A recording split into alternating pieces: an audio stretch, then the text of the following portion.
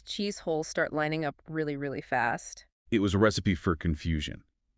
The controllers are Spanish, speaking English as a second language to American and Dutch crews.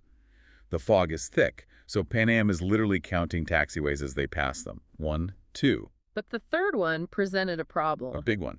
The third exit C3 was angled backward. To take it, the massive 747 would have to make a 135-degree turn. Which is almost a U-turn. Imagine driving a semi-truck down a narrow road and trying to turn sharply back the way you came. It's almost physically impossible for a jet that size. But the fourth exit C4 was a gentle 45-degree angle. Exactly. It looked like a natural high-speed exit. Mm. So the Pan Am pilots, struggling to see, looking at this impossible third turn on their chart, they just assumed. They assumed the controller must have meant the fourth one. Right. It didn't make sense to them that they would be asked to do the impossible, so they rolled right past the third exit and kept going toward the fourth. So Pan Am is still on the runway. Meanwhile, Van Zanten reaches the end. He spins the KLM around. He's staring into a wall of fog. He can't see Pan Am. He can't see the tower. And he is agitated. That pumpkin time is getting closer. He lines up, throttles up the engines, And then he just releases the brakes. starts to go. Wait, did he have clearance? He had route clearance, which is a technical distinction, but it's an absolutely lethal one in this context. What's the difference? Route clearance tells you how to fly once you're in the air. Fly to the Papa Beacon, climb to flight level 090. It is not permission to take off. Not at all. But he starts moving. And his first officer, the junior pilot, he actually speaks up. He does. He says, we don't have ATC clearance. And Van Zanten stops the plane, annoyed, and says, well, ask for it then. So they radio the tower, they get the route clearance, and Van Zanten says, "We are going." And here is the moment of the heterodyne. The heterodyne. It sounds like a sci-fi villain. But this is arguably the single most important technical detail of the whole disaster. It is. So the KLM first officer radios the tower and says, we are now at takeoff. That's non-standard phrasing, but the tower understands they're ready. Okay. The tower replies, okay, stand by for takeoff. I will call you. Stand by. That's a clear instruction to stop. It should be.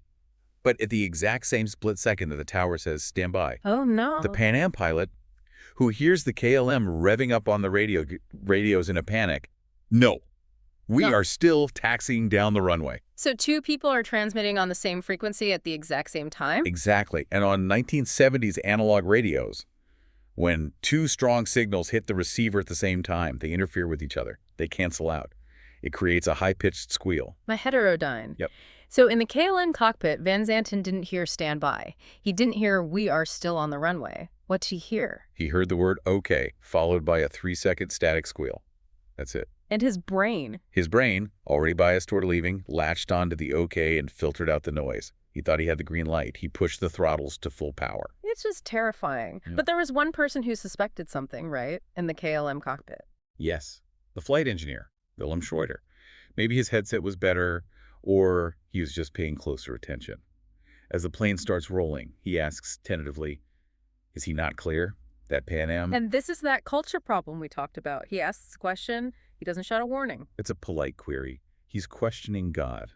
And Van Zanten, focused, just snaps back, oh yes. He dismisses it. And the discussion is over. The engineer backs down. The cheese holes have all aligned. So now you have 350 tons of metal barreling down a runway at 160 miles per hour, blind. Blind. And ahead of them, the Pan Am is slowly taxiing toward that fourth exit. They didn't see the KLM until it was almost on top of them. The visibility was that bad. Yeah. The captain, Victor Grubbs, sees these landing lights just materialize out of the fog. A cockpit voice recorder captures him shouting, there he is, look at him! Goddamn, that son of a bitch is coming! I can't even imagine that feeling, seeing a freight train coming at you and you're in a vehicle that moves like a whale on land. Grubbs jams the throttles full forward and yanks the wheel left, trying to drive the plane into the grass. But a 747 takes seconds to spool up. The engines lag. The plane starts to turn, but it's agonizingly slow. And Van Zanten sees them. At the last second. He knows he can't stop. He's past V1, the speed of no return. His only chance is to fly over the Pan Am. So he pulls back. He pulls back on the yoke so hard that the tail of his plane drags along the runway for 65 feet. You can see the pictures of the scrapes. A stream of sparks. He forces the nose up. He almost made it. Almost. He was airborne. But remember the fuel, the 40 tons? The plane was too heavy, it couldn't climb fast enough, the nose cleared the Pan Am. But the rest of the plane didn't. The main landing gear and the engines slammed into the Pan Am fuselage. It just ripped the top of the plane off like a sardine can. The KLM plane then stalled. Crashed back onto the runway a few hundred meters later, slid, and exploded into a massive fireball. Everyone on the KLM, 248 people died. But on the Pan Am, there were survivors. There were, miraculously. Yeah. 61 people made it out of the wreckage. The source material mentions something fascinating and terrifying about the psychology of the people who survived versus those who didn't. Yeah, it's about the freeze response. We always hear about fight or flight, but the most common reaction to sudden, overwhelming trauma is to just freeze. Like a deer in the headlights. It's an evolutionary holdover. One survivor recounted looking at his wife and friends. The plane is on fire, the roof is gone, there's chaos everywhere, and they were just sitting there, perfectly still. Yeah, they were just in shock. Their brains couldn't process the shift in reality. They were waiting for instructions that were never going to come. The people who survived were the ones who didn't wait. They just unbuckled and ran. Immediately. And there's that one story about the passenger who had read the safety card. Yes, Paul Heck. He was 65 years old. Before takeoff, he did what almost no one does. He actually studied the diagram, memorized where the nearest exit was. So when the crash happened, he didn't have to think. He didn't have to process anything. He had a script already loaded in his short-term memory. He grabbed his wife and he jumped.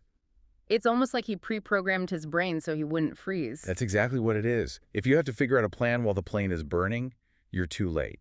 He saved his own life and his wife's life because he spent 2 minutes looking at a card. So the dust settles, the investigators arrive. Who gets the blame? Well, legally, KLM admitted liability. Van Zanten took off without clearance.